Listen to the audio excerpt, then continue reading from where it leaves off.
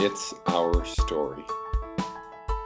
Colleen Starkloff, St. Louis, Missouri. Well, I can give my 2 cents worth to that.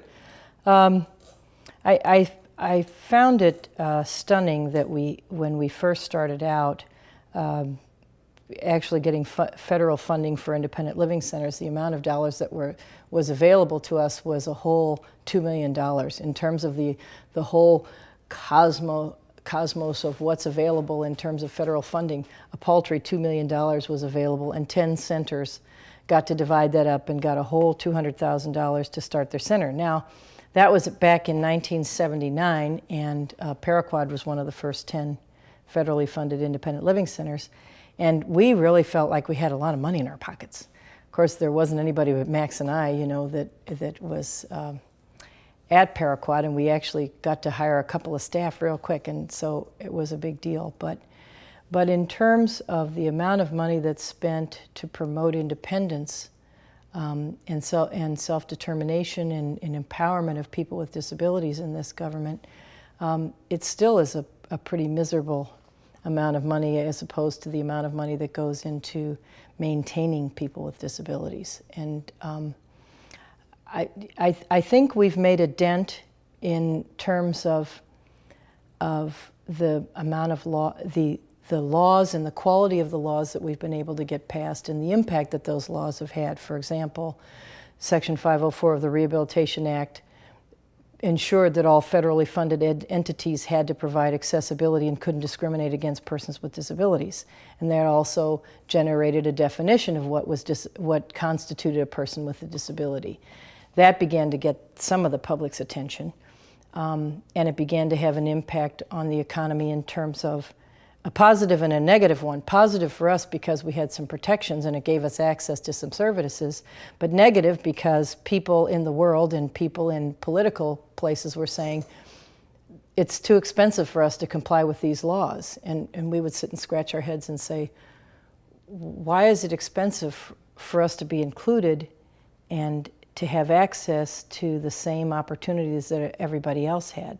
So we struggled with that, but we continued to march on and say, this is important to us, we're going to fight for this.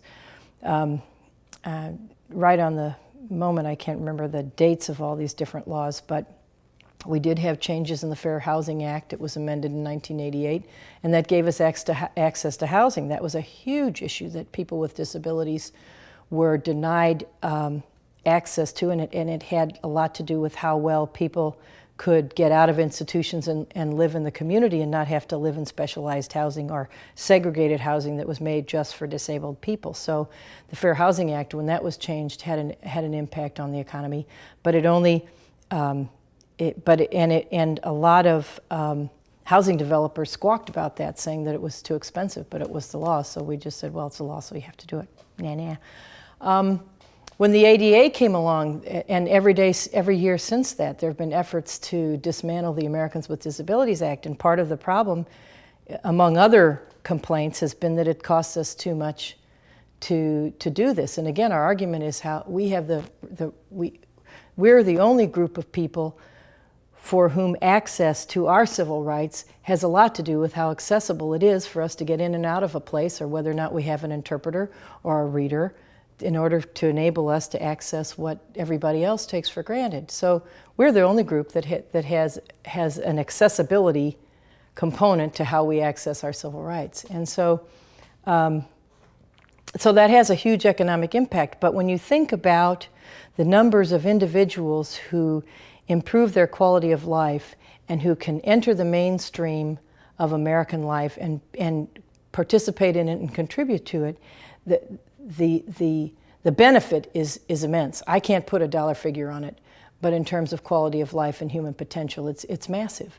And so I personally get very frustrated with discussions about how much it's going to cost. I can give you another example in terms of housing, and that's the concept of universal design, which was designed by Ron Mace, who had polio and grew up as a person with a disability and felt like every place he wanted to go, he couldn't get around in the built environment, and he was frustrated by that. So as an architect, he decided to change that. And he did. He came up with a concept called universal design, which thinks about everybody, not just people with disabilities, but it's a way to design so that everybody can use the same space.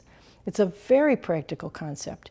But when I talk about that, the first thing developers or politicians say to me, how much is this going to cost? And I'm frankly tired of listening to that, how much is this going to cost argument. I think we need to be looking at how much it's going to cost us not to do it.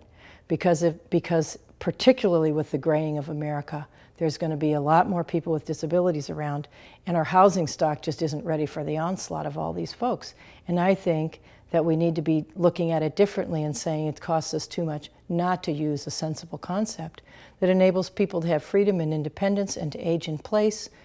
And it's not sensible. It's just not a sensible economic way to do things. But we're sort of locked in this quagmire of how we always do things, and that's human nature. It takes a long time to change people's minds, but we're doing it. The It's Our Story project is a national effort to make disability history public and accessible. Visit us at www.itsourstory.org or on the It's Our Story project YouTube channel.